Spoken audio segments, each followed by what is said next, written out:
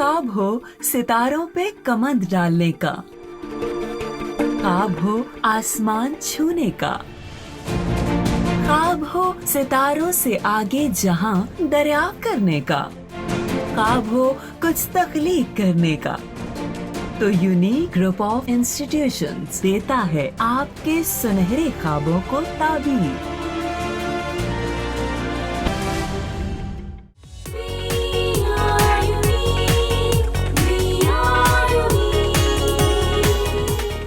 बिस्मिल्लाहिर्रहमानिर्रहीम। मैं सोबिया अमीन 9th class के ऑनलाइन लेक्चर सीरीज़ के नेक्स्ट लेक्चर के साथ चैप्टर नंबर 6 बेटा हम पढ़ रहे हैं, जिसमें मैंने अपने प्रीवियस लेक्चर में आपको काइनेटिक एनर्जी के बारे में बताया था, काइनेटिक एनर्जी की डेरिवेशन करवाई थी मूविंग बॉडी के लिए।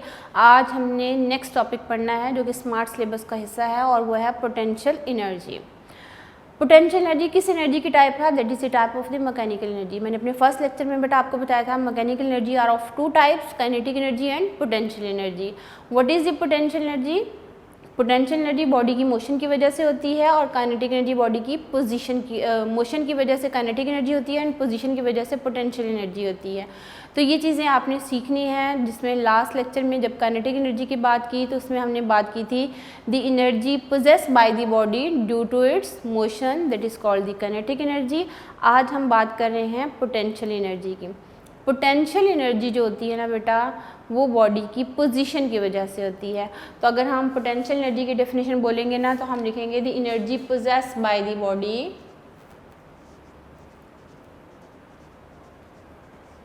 the energy possessed by the body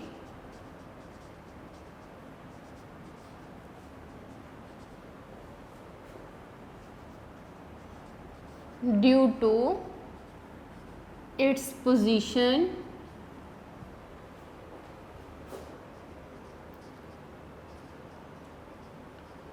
is called potential energy।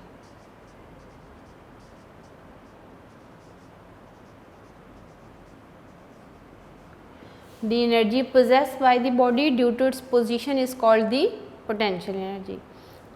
For example, जो डैम में वाटर स्टोर है वो कैसे स्टोर है कि हम अगेंस्ट द ग्रेविटी उस वाटर के ऊपर हमने एक फोर्स लगा के उस वाटर को एक ख़ास हाइट के ऊपर हमने क्या कर लिया हुआ है, स्टोर कर लिया। यानी हमने उसकी कंस्ट्रक्शन इस तरह की कि हमने एक हाइट के ऊपर उस वाटर को क्या किया, स्टोर किया। यानी ग्राउंड लेवल से उसकी हाइट बढ़ा दी, तो उसमें जो स्टोर एनर्जी होगी that will be the potential energy. अब एग्जांपल और लेनी है तो वो देखिए कि अगर हमारे पास एक ऑब्जेक्ट जिसका मास m है, हमने सरफेस ऑफ अर्थ से उसको मैंने 100 metre above the surface of Earth ले आई। वो ऑब्जेक्ट खुद से तो नहीं आएगा, आपको पता है कोई भी चीज़ अपनी मर्ज़ी से जगह चेंज नहीं करती। जब तक आप उसके ऊपर फोर्स अप्लाई नहीं करोगे वो अपनी जगह से डिस्प्लेस नहीं होगी। कोई भी ऑब्जेक्ट अर्थ के ऊपर पड़ा हुआ है, अर्थ की सरफेस के ऊपर, वो खुद से डिस्प्लेस नहीं होगा। हम उसके ऊपर फोर्स अप्लाई करेंगे तो वो बॉडी डिस्प्लेस होगी। जब वो बॉडी डिस्प्लेस होके एक हाई पॉइंट तक, हाइट तक, एक ख़ास ऑल्टीट्यूड तक आ जाएगी, जितना हम इसके ऊपर फोर्स लगा के उसका डिस्टेंस की वैल्यू बढ़ाते जाएंगे, उतनी ही उसमें जो स्टोर एनर्जी होगी उसकी वैल्यू भी क्या होगी, बढ़ती जाएगी। यानी उस ऑब्जेक्ट के ऊपर हमने फोर्स लगाई, फोर्स लगाने से उसने कोई ना कोई डिस्टेंस या डिस्प्लेसमेंट कवर कर लिया, then work has to be done and this work is store in the form of the potential energy, and the energy that is possessed due to its position will call the potential energy. जैसे आप लोग अपने घरों में देखो तो water tank जो है वो एक आपकी घरों की छतों के ऊपर बनाए जाते हैं, और नीचे हमने एक वाटर पंप लगाया होता है। वाटर पंप का फंक्शन क्या है कि वो वाटर को नीचे लेवल से यानी ग्राउंड लेवल से उसको एक ख़ास हाइट तक पहुंचा देता है। यानी उस रेजरवायर में वाटर को क्या करता जाएगा, स्टोर करता जाएगा। अब जो हाइट के ऊपर वाटर उस वाटर रेजरवायर में स्टोर है, तो उसमें जो स्टोर एनर्जी होगी वो कौन सी होगी, पोटेंशियल एनर्जी होगी। अब वहाँ से वाटर नीचे की तरफ जो जब पाइप्स के ज़रिए मूव करता हुआ आएगा तो फिर वो पोटेंशियल एनर्जी काइनेटिक एनर्जी में चेंज होती है, यानी वो वाटर जो हाइट के ऊपर स्टोर किया गया है तो उसमें एनर्जी क्या होगी, पोटेंशियल एनर्जी होगी। तो एनर्जी जो कि बॉडी पोजेस करता है उसकी पोजीशन की वजह say that is called the potential energy. जो डैम में वाटर स्टोर है उसमें पोटेंशियल एनर्जी है। हाइट पे हम कोई ऑब्जेक्ट को लेके जाते हैं तो वहाँ जो वर्क डन किया जाता है that is also store in the form of the potential energy. Water pump ने जो वर्क किया है उस वाटर को ऊपर लेके जाने में तो वो भी work done that is also store in the form of the potential energy. ये थी बेटा पोटेंशियल एनर्जी की एग्जाम्पल में। किसी स्प्रिंग के अंदर भी पोटेंशियल एनर्जी होती है, लेकिन पोटेंशियल एनर्जी दो तरह की होती है, एक को हम ग्रेविटेशनल पोटेंशियल एनर्जी कहते हैं और एक को हम इलास्टिक पोटेंशियल एनर्जी कहते हैं। तो पोटेंशियल एनर्जी की फर्दर टू टाइप्स हैं।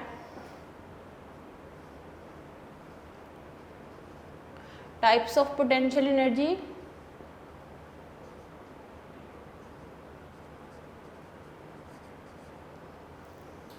टू टाइप्स हैं बेटा। First one is the gravitational potential energy. Gravitational potential energy.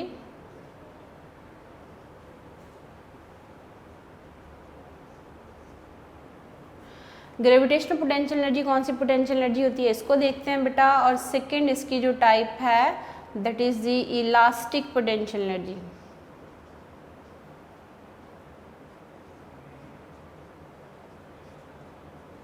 Elastic potential energy कौन कौन सी दो टाइप हुई बेटा, gravitational potential energy and elastic potential energy.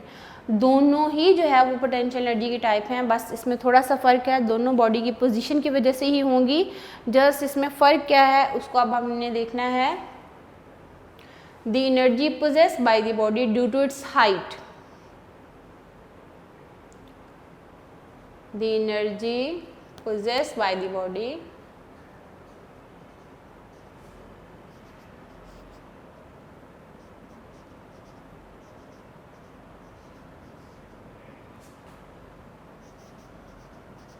due to its height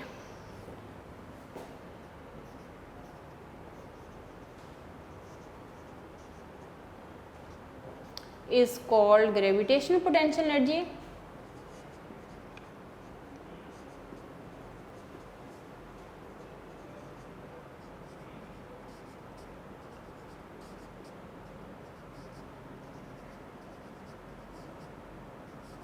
for example इसकी example क्या दोगे बेटा,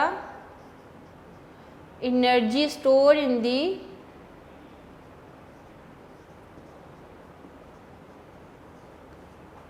dam water is potential energy.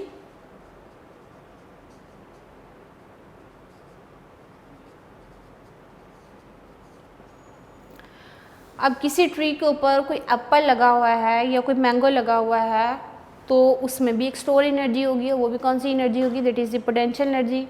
और अगर वो आम या वो एप्पल गिरता है तो फिर वो energy other form of energy में क्या होती है, कन्वर्ट होती है। जब वो नीचे जाके गिरता है तो फिर साउंड भी जनरेट होती है, हीट भी जनरेट होती है और थोड़ा सा वही फ्रूट जो है वो ऊपर की तरफ बाउंस बैक भी होगा, तो फिर अदर फॉर्म ऑफ एनर्जी में क्या होगी, कन्वर्ट। यानी हाइट के लिहाज से जब भी किसी ऑब्जेक्ट में कोई एनर्जी स्टोर होगी तो वो कौन सी एनर्जी होगी, that is the gravitational potential energy. Against the gravity जब काम किया जाएगा तो उसमें एनर्जी कौन सी होगी, पोटेंशियल एनर्जी, जिसको हम ग्रेविटेशनल पोटेंशियल एनर्जी कहते हैं। कभी आप लोग ने ऑब्जर्व किया हो बेटा कि किसी भी माउंटेन के ऊपर अगर आप जा रहे हो, यानी अगर आप अगेंस्ट द ग्रेविटी जा रहे हो तो फिर आपको फोर्स ज़्यादा लगानी पड़ती है ऊपर की तरफ जाते हुए, और जब आप ख़ास हाइट पे जाके खड़े हो जाओ और फिर वहाँ से नीचे की तरफ आने की कोशिश करो तो आप देखो आप खुद ब खुद नीचे की तरफ आते हो। क्या रीज़न है कि ऊपर जाते हुए आपको काम करना पड़ा है और ऊपर जब आप पहुँच गए हो तो आपके अंदर एक एनर्जी स्टोर हो चुकी है, that is energy potential energy.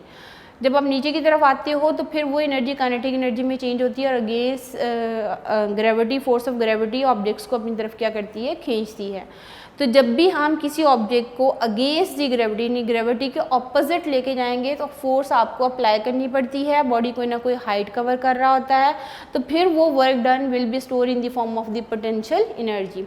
तो हमने क्या डेफिनेशन पढ़ी ग्रेविटेशनल पोटेंशियल एनर्जी की, the energy possessed by the body due to its height will called the potential gravitational potential energy. और एग्जांपल मैंने क्या लिखी है, energy store in the dam water is the potential gravitational potential energy. ये कौन सी होगी, gravitational potential energy.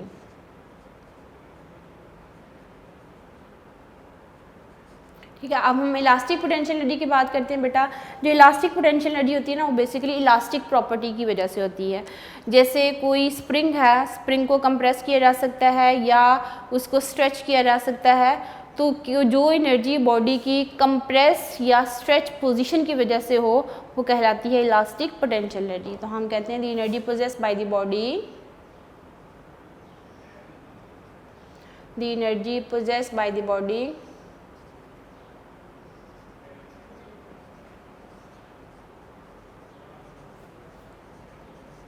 due to its stretched or compressed position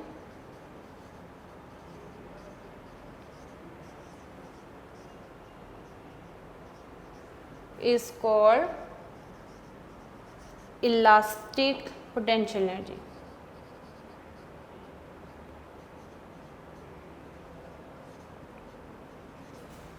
is called elastic potential energy। Example क्या दोगे बेटा, energy store in the spring,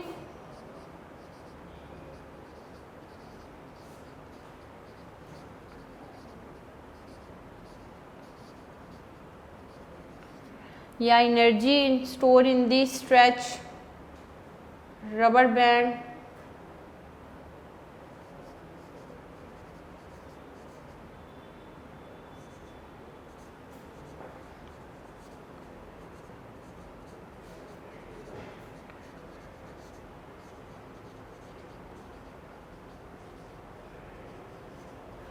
that has the energy that is called the elastic potential energy।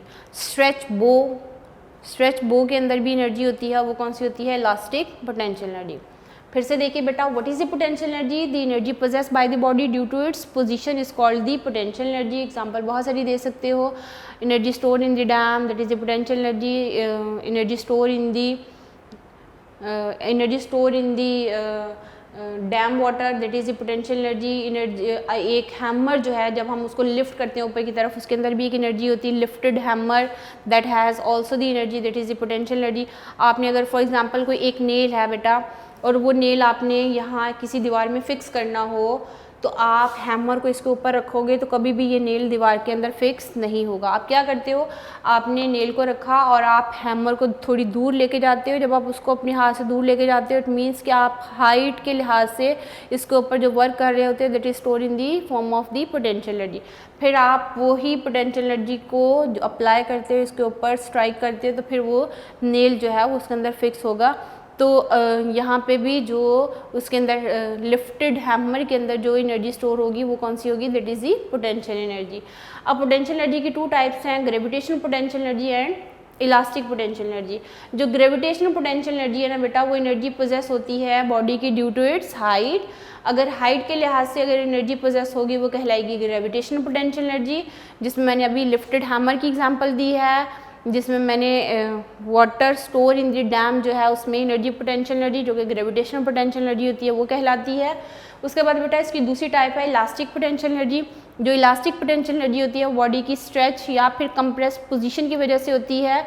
Stretch position, जैसे आपके हाथ में कोई रबड़ band है, आप उसको खींचते हो तो उसके अंदर एक एनर्जी है, और वो कौन सी एनर्जी है, इलास्टिक पोटेंशियल एनर्जी। यानी इलास्टिसिटी की वजह से, इलास्टिक प्रॉपर्टी की वजह से जो बॉडी में एनर्जी स्टोर होती है that is called the elastic potential energy. आपके पास कोई स्प्रिंग है, आप उसको कंप्रेस करते हो या उसको स्ट्रेच करते हो, दोनों केसेस में उसके अंदर एक एनर्जी है। यानी बॉडी की कंप्रेस्ड और स्ट्रेच पोजीशन की वजह से जो एनर्जी होगी that is called the elastic potential energy. Example में मैंने लिखा है energy store in the spring, energy store in the stretch बो या stretch rubber band, that is the potential energy. अच्छा, अब हम बेटा बाकायदा पोटेंशियल एनर्जी के लिए एक फार्मूला की डेरिवेशन करते हैं, और वो ग्रेविटेशनल पोटेंशियल एनर्जी या जनरल पोटेंशियल एनर्जी की डेरिवेशन होगी। जिसमें पोटेंशियल एनर्जी का फॉर्मूला डिराइव किया जाता है और फिर हम बताते हैं कि पोटेंशियल एनर्जी किस तरह इंक्रीज़ हो सकती है। तो कौन कौन सी टाइप्स हुई बेटा पोटेंशियल एनर्जी की? Gravitational potential energy and elastic potential energy. अगर तो बॉडी की हाइट के लिहाज से एनर्जी पोजेस हो तो ग्रेविटेशनल पोटेंशियल एनर्जी होगी, और अगर स्ट्रेच और कंप्रेस पोजीशन की वजह से हो तो वो कौन सी होगी? That is the elastic potential energy. अच्छा, अब ये देखिए बेटा, आप कंसीडर कीजिए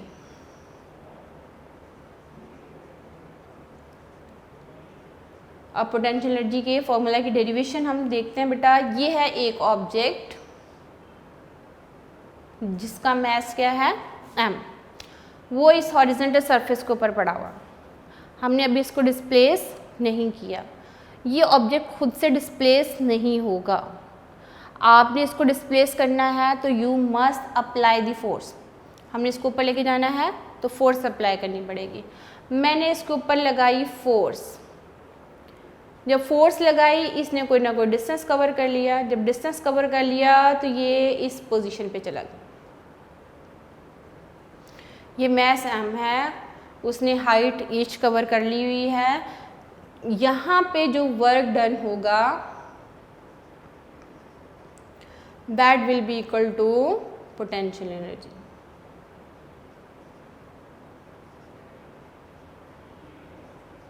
बात समझ आई कि आपके पास कोई ऑब्जेक्ट जिसका मास m है, हमने उसके ऊपर फोर्स लगाई, उसको हॉरिजॉन्टल सरफेस से हम एक ख़ास ऑल्टीट्यूड पे ख़ास हाइट पे ले आए हैं।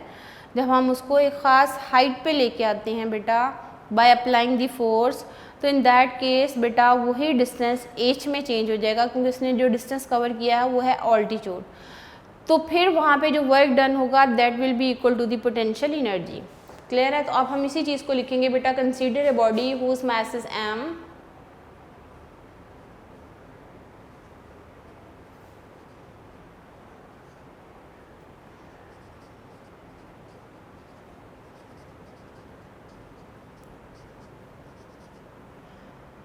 that is placed on the horizontal surface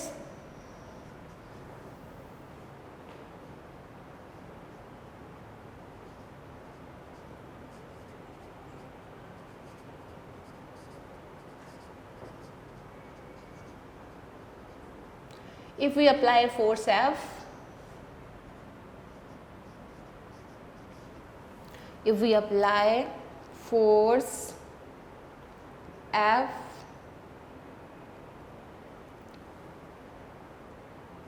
and bring the object to the height h,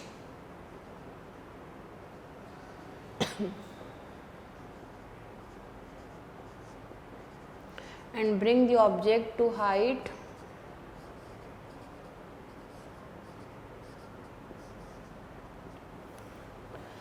then work done will be equal to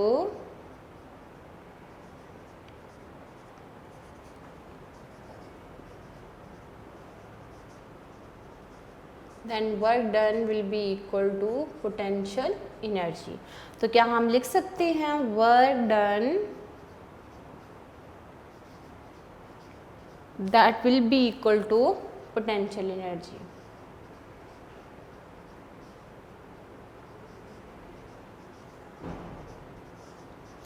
okay, इसको मैं फर्स्ट इक्वेशन का नाम दे देती हूँ बेटा। वर्क डन किसके इक्वल होगा? पोटेंशियल एनर्जी के इक्वल। अब ये देखिए बेटा, ये है ऑब्जेक्ट m, उसका वेट एक्ट होगा डाउनवर्ड। वेट किसके इक्वल होता है? फोर्स के इक्वल, और वो किसके इक्वल होगा? mg के equal. Weight is equal to force and वो वेट का फॉर्मूला क्या है? mg। तो क्या हम लिख सकते हैं बेटा, अगर वर्क डन है बेटा, वर्क का फॉर्मूला जनरल क्या होता है? Force multiply by distance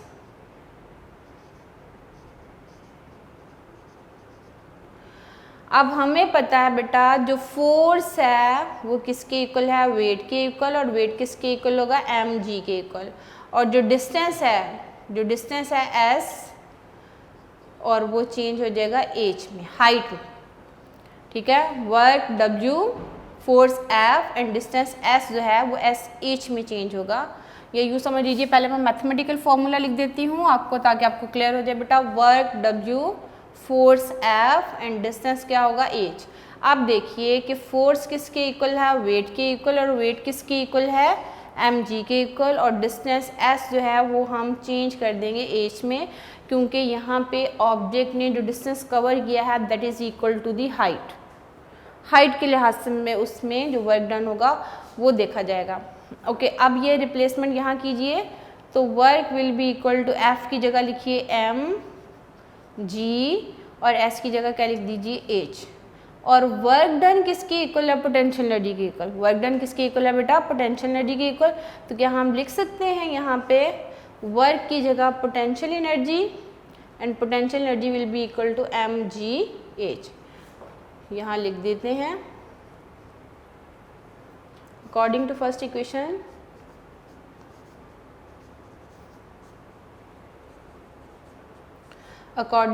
equation work done will be equal to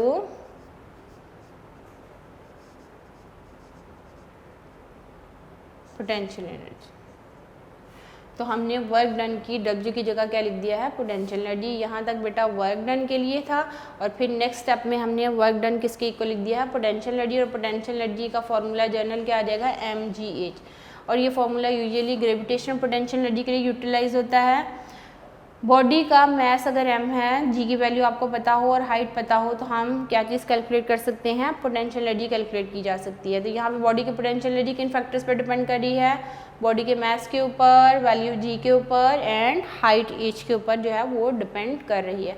earth की सरफेस के ऊपर तो हमें पता है वैल्यू ऑफ g 10 होती है, लेकिन जैसे जैसे हम ऑल्टीट्यूड की तरफ चलते जाएंगे तो वैल्यू ऑफ g क्या होना शुरू हो जाती है, चेंज होना शुरू हो जाती है। ऑल्टीट्यूड के लिहाज से वैल्यू ऑफ g जो है वो डिक्रीज होती जाएगी।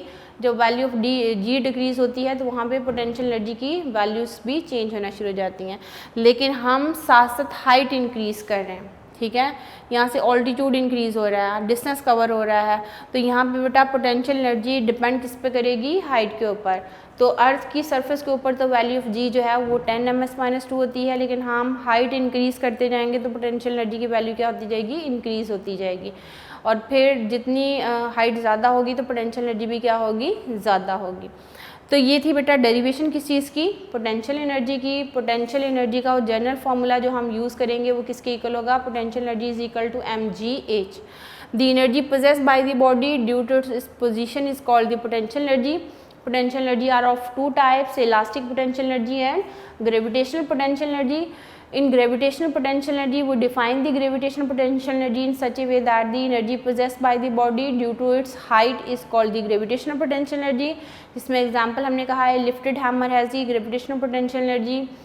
The energy stored in the dam, that is the potential energy, dam water, that is also the potential energy. And secondly हमने उसकी बताई है इलास्टिक पोटेंशियल एनर्जी के बारे में। इलास्टिक पोटेंशियल एनर्जी क्या है बेटा, it is energy possessed by the body due to its stretched or compressed position. The energy possessed by the body due to its stretched or compressed position is called the elastic potential energy. और in that case हम कह सकते हैं the energy present in the stretch or compressed spring is the elastic potential energy, and the energy possessed by the stretched bow, that is also the elastic potential energy. फिर हमने बाकायदा बेटा derivation की है पोटेंशियल एनर्जी के formula की, जिसमें हमने कंसीडर किया एक ऑब्जेक्ट जिसका मैस m है, सरफेस के ऊपर, सरफेस ऑफ अर्थ के ऊपर पड़ा हुआ है, हॉरिजॉन्टल सरफेस के ऊपर। हमने इसके ऊपर फोर्स लगाई, ये खुद से डिस्प्लेस नहीं होगा, फोर्स अप्लाई करेंगे, ये कोई ना कोई डिस्टेंस कवर करेगा। जब हमने फोर्स अप्लाई कर दी, उसने कोई ना कोई डिस्टेंस कवर कर लिया, it means work has to be done. Work कब होता है, जब फोर्स अप्लाई की जाती है, बॉडी कोई ना कोई डिस्टेंस कवर करता है तो वर्क होता है। यहाँ पे वो ही वर्क जो है वो स्टोर होगा इन the form of the potential energy. तो इस केस में देखिए हमने फोर्स अप्लाई की, बॉडी ने डिस्टेंस s की बजाय क्या चीज़ कवर की है, हाइट कवर की है, लीनियर डिस्टेंस नहीं है। जब हम ऑल्टीट्यूड की तरफ जाते हैं तो फिर डिस्टेंस h में चेंज हो जाता है। अब ये ऑब्जेक्ट h हाइट के ऊपर है, तो जब ये ऑब्जेक्ट h हाइट के ऊपर होगा तो यहाँ वर्क डन किसके इक्वल आ जाएगा, पोटेंशियल एनर्जी के इक्वल आ जाएगा। तो यहाँ पे बेटा इस जगह पे इसका वेट w, और w किसके इक्वल होगा, फोर्स के इक्वल, और फोर्स किसके इक्वल होगी, mg के इक्वल। हम पढ़ चुके हैं वेट की डेफिनेशन में, weight is also equal to the force with which earth attracts the bodies towards its centre. तो यहाँ पे वेट फोर्स के इक्वल, और वो किसके इक्वल होगा, mg के इक्वल। इसी डायग्राम को हमने वर्डिंग में डिस्क्राइब करके डेरिवेशन तक जाना है बेटा। क्या लिखा हमने, consider a body whose mass is m that is placed on the horizontal surface, if we apply the force F and bring the object to the height h, then work done will be equal to the potential energy. तो हमने generally लिख दिया work done will be equal to the potential energy. तो यहाँ से बेटा आ जाएगा work will be equal to force multiply by distance. तो वर्क के लिए W लिखा, फोर्स के लिए F लिखा, डिस्टेंस के लिए हमने S लिख दिया है। तो अब हमें ये पता है बेटा कि फोर्स जो है वो वेट की इक्वल है, और वेट किसके इक्वल है, mg के इक्वल है, और जो डिस्टेंस है वो हाइट में चेंज हो गया। तो फिर हम यही नोटेशंस इस फॉर्मूला में पुट करके क्या लिख सकते हैं, W is equal to F की जगह लिखा mg, और S की जगह क्या लिख दिया, h लिख दिया है। तो इन दैट केस बेटा according to the first equation हमने कहा वर्क डन जो है that is equal to the potential energy. तो वर्क डन पोटेंशियल एनर्जी के इक्वल है, तो हम W को किसके इक्वल पुट कर सकते हैं, पोटेंशियल एनर्जी के इक्वल पुट कर सकते हैं। तो हम यहाँ पे कह सकते हैं potential energy will be equal to mgh।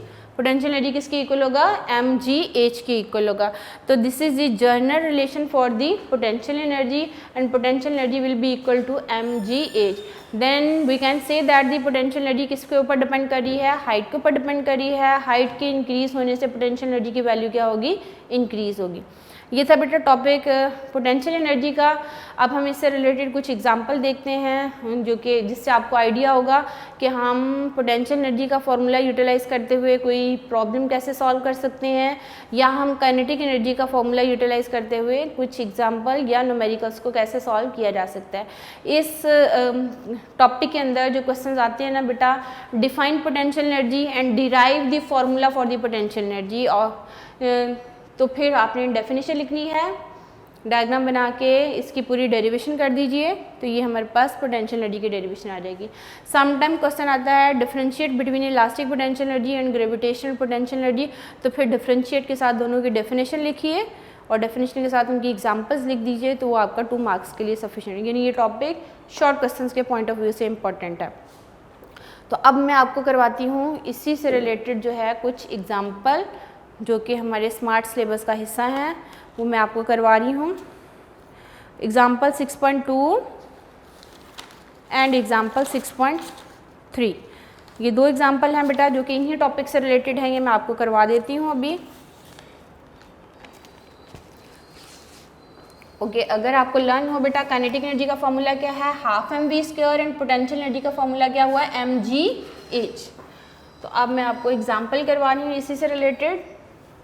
ये टॉपिक भी इजी है, आप इसको इजीली लर्न करके लिख के देख लीजिएगा। Energy possessed by the body due to its position will called the potential energy, and the energy possessed by the body due to its motion is called the kinetic energy। Motion से जो energy होगी वो kinetic energy होगी, और जो position से होगी वो क्या होगी, पोटेंशियल एनर्जी होगी। ठीक है, अब ये बेटा एग्जाम्पल है 6.2 जो कि स्मार्ट सिलेबस का हिस्सा है।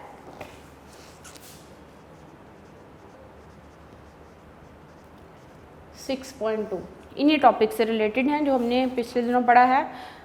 Okay, a stone of mass 500 gram strikes the ground with the velocity of 20 meter per second. How much is the kinetic energy of the stone at the time it strikes the ground? वो कहता है एक stone है जिसका mess 500 ग्राम है, वो ground के साथ स्ट्राइक कर रहा है विद दी वेलोसिटी 20 मीटर पर सेकेंड। गिवन डाटा है बेटा आपके पास,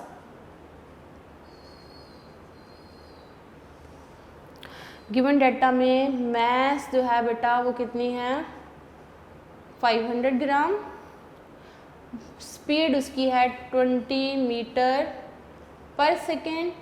आपने फाइंड क्या करनी है, काइनेटिक एनर्जी फाइंड आउट करनी है।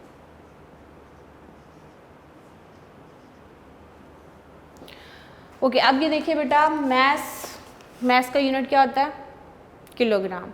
सिस्टम इंटरनेशनल में मास का यूनिट ग्राम नहीं बल्कि क्या होता है, किलोग्राम होता है। तो हम यहाँ से इसको चेंज करेंगे, ग्राम को केजी में चेंज करेंगे। तो आपको पता होना चाहिए बेटा कि ग्राम को केजी में चेंज करना है तो डिवाइडेड बाय 1000।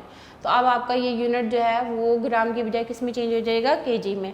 आपको बस इतनी बात का ध्यान रखना है कि 1 किलोग्राम में कितने ग्राम्स होते हैं? 1000 ग्राम्स। ग्राम, केजी से ग्राम में जाना है तो मल्टीप्लाई बाय 1000। तो यहाँ से 1 ग्राम किसके इक्वल होगा? 1 डिवाइडेड बाय 1000 केजी। ये एक जो है कन्वर्जन याद कर लिया करो बेटा, आपको फिर इजी हो जाता है। केजी से ग्राम में जाना हो तो मल्टीप्लाई बाय 1000, ग्राम से केजी में जाना हो तो डिवाइडेड बाय 1000। ये आपको न्यूमेरिकल में काफ़ी चीज़ें काम आएंगी।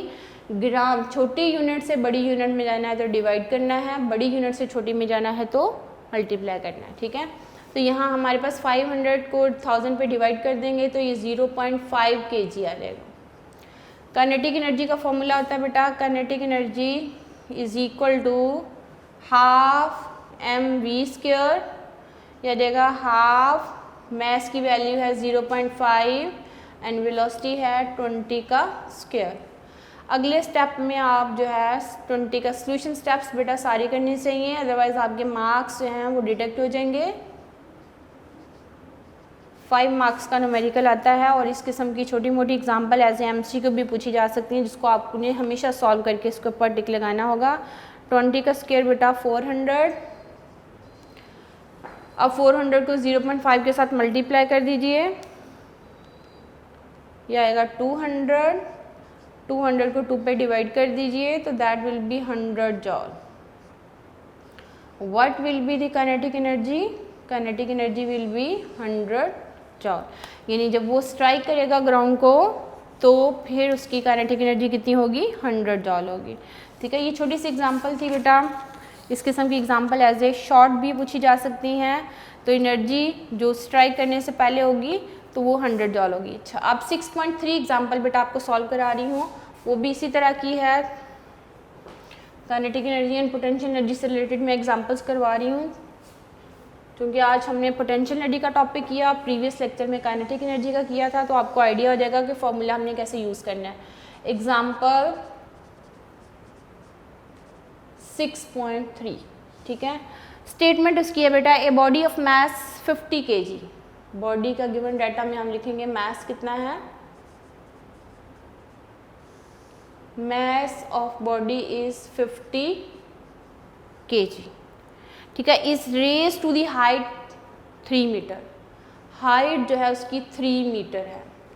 जी की वैल्यू अर्थ की सरफेस के ऊपर 10 ms-2 होती है, ठीक है। तो वो कहता है व्हाट इज जी पोटेंशियल एनर्जी। ये 2017 में भी 18 में भी ये क्वेश्चन आया बेटा। इस किस्म के क्वेश्चन 2 मार्क्स के भी दिए जा सकते हैं, MCQ में भी दिए जा सकते हैं, और समटाइम 5 मार्क्स का भी आ जाता है। ये इतना मसला नहीं है, बोर्ड वाले कोई भी क्वेश्चन दे देते हैं, बेशक वो छोटा हो। यहाँ पे बेटा पोटेंशियल एनर्जी का फॉर्मूला क्या है, mgh। मैस है कितने kg, 50 kg। जी की वैल्यू कितनी है 10, हाइट कितनी है 3। आप सबको मल्टीप्लाई कर दीजिए, 1500 आ जाएगा I think. 50 multiply by 10 multiply by 3 कर दीजिए। ये बेटा पोटेंशियल एनर्जी कितने जॉल होगी, 1500 जॉल। What will be the potential energy of the body that is raised to the height 3 meter? That will be 1500। तो आप जब इसका रिजल्ट लिखोगे ना बेटा, the potential energy of the body will be 1500। यानी इसमें जो स्टोर एनर्जी होगी, जो आपकी गिवन स्टेटमेंट होती है सबको देख लिया करो बेटा। the energy stored in the body will be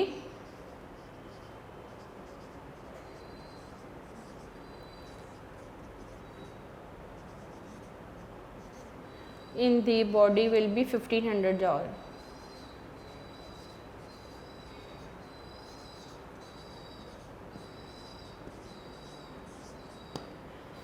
ये थी बेटा एग्जाम्पल 6.2 एंड 6.3। आज के हमने इस लेक्चर में क्या पढ़ा है, हमने पोटेंशियल एनर्जी पढ़ा, हमने पोटेंशियल एनर्जी की दोनों टाइप्स पढ़ी, फिर हमने पोटेंशियल एनर्जी का फॉर्मूला डिराइव किया है, potential energy is equal to mgh।